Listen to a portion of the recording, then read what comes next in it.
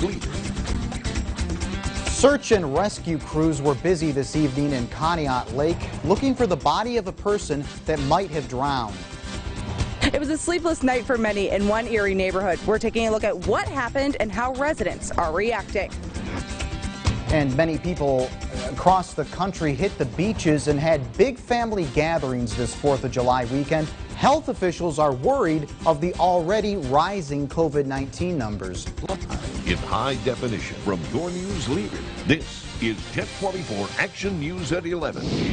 Good evening, I'm Brian Wilk. Multiple agencies responded Sunday evening to a water rescue in Conneaut Lake, with that search lasting for hours.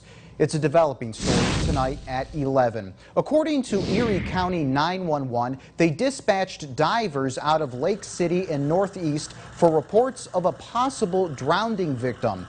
Crews with the Conneaut Lake Fire Department and the Linesville Lake Rescue also responded to the incident. We'll have more information for you as it becomes available. And residents in one neighborhood in the city of Erie say it was another sleepless night after hearing shots fired in the early hours of the morning. Chelsea Withers joins us now in the newsroom after speaking to those residents about what concerns they have. Chelsea? Brian, Erie police are currently investigating two separate shots fired incidents that happened in the early hours of the morning. But residents in that area say, sadly, this isn't something that they're surprised by.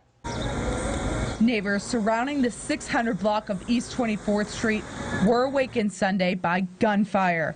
Erie police saying they responded to the call outside of Rumors Lounge around 2:15 in the morning. It's something that we were worried about from the beginning.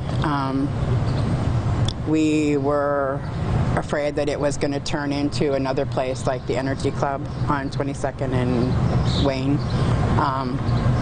And that's something that we were hoping it wouldn't happen, but unfortunately the last 2 weekends, yesterday was really bad. Last weekend there was 4 shots fired. According to police, 13 shell casings were recovered in this shooting, 2 cars were damaged, and a gun was recovered nearby. One woman explaining the fear that this sort of crime in her neighborhood is causing.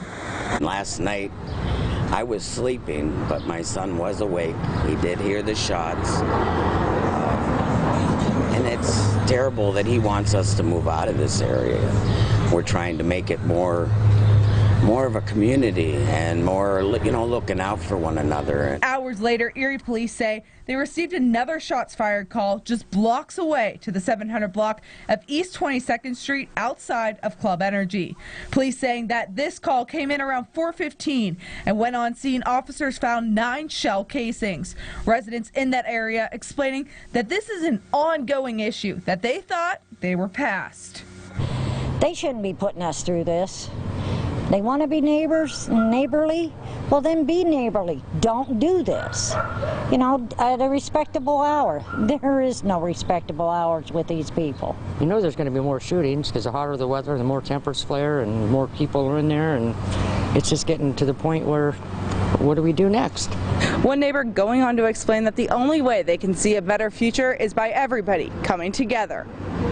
If it's something that cannot be controlled with an ordinance, I think that it should at least be something that we've been working on, is trying to get it out of the residential neighborhoods and in commercial neighborhoods. According to police, there were no injuries, and it is unknown if these 2 shootings are connected. They are continuing to investigate.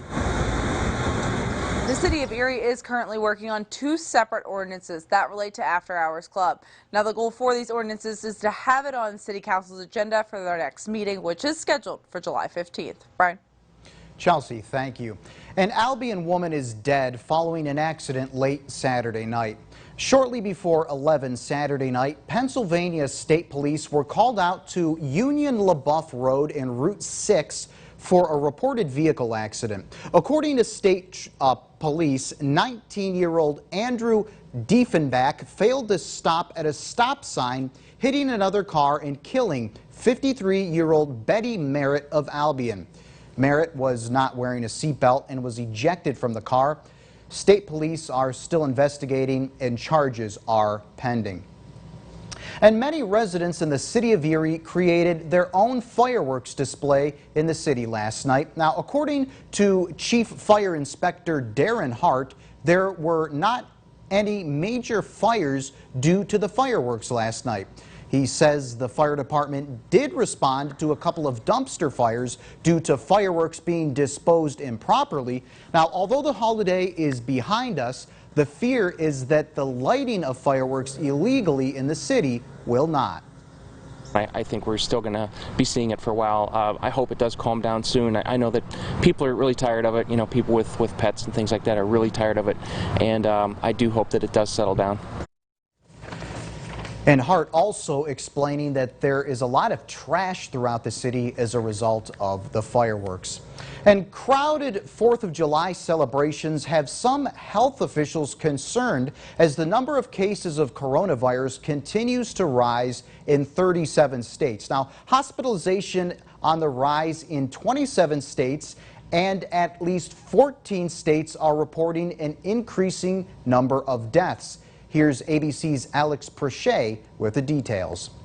4th of July crowds at beaches and lakes and firework displays have health officials concerned. Diagnosed cases of the coronavirus are on the rise in more than 36 states. The president giving a timeline for a vaccine. And we'll likely have a therapeutic and/or vaccine solution long before the end of the year. FDA Commissioner Stephen Hahn says the agency is overseeing 141 vaccine trials, but could not predict when one would be available. We are seeing unprecedented speed for the development of a vaccine. We will make a decision based upon the data and science on a vaccine with respect to the safety and effectiveness of that vaccine. Florida reported 11,400 new cases Saturday, just 100 behind New York at its apex in April. Beaches in South Florida closed. Masks now required in Miami. So we're hopeful that the measures that we're putting into place will prevent us from having to put in more dramatic measures over the course of this week. Texas is also a hot spot. The governor issuing a statewide mask mandate.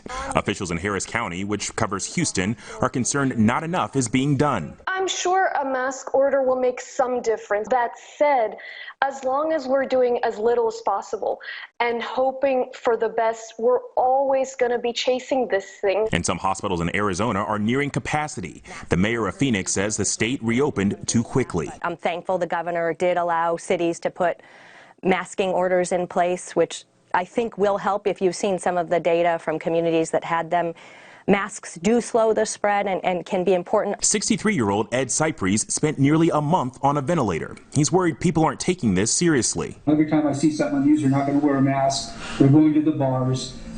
My stomach just turns just knowing that. Hundreds crowding together, forming an island of boats in Minnesota's Lake Minnetonka. Crowded pool bars in Missouri's Lake of the Ozarks. And beachgoers packing sandbars in Lake James, Indiana. But New York City, which was once the epicenter of the U.S. outbreak, is now preparing to enter Phase 3 of reopening. But the governor has paused plans to allow indoor dining. Alex Prochet, ABC News, Washington. Let's take a look at the COVID-19 numbers across the Commonwealth. According to the Pennsylvania Department of Health, there were 479 new cases of COVID-19 reported, bringing the total to nearly 90,000. In addition, there were 4 new deaths, bringing that total to 6,753. In Erie County, the Pennsylvania Department of Health reporting 4 new cases, bringing the county total to 650 total cases.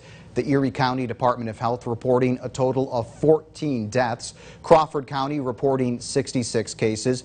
Warren County continues to report 7 cases. Chautauqua County, New York reporting 136.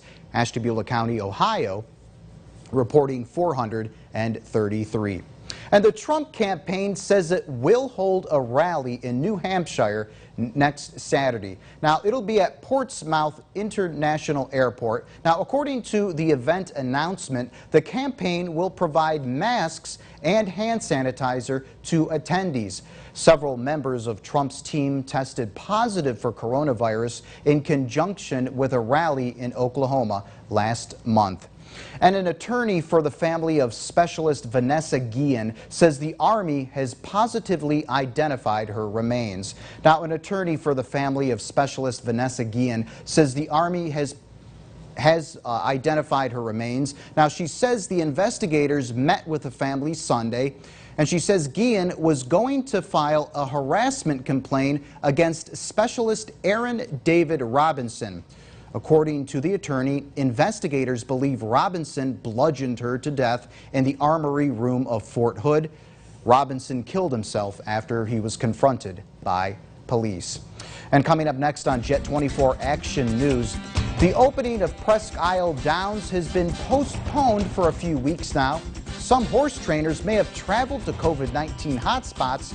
That's after Craig's forecast. Hey, Craig. Brian, as myself and T-Squared have been advertising, we've got some hot weather on the way. We'll let you know how hot coming up.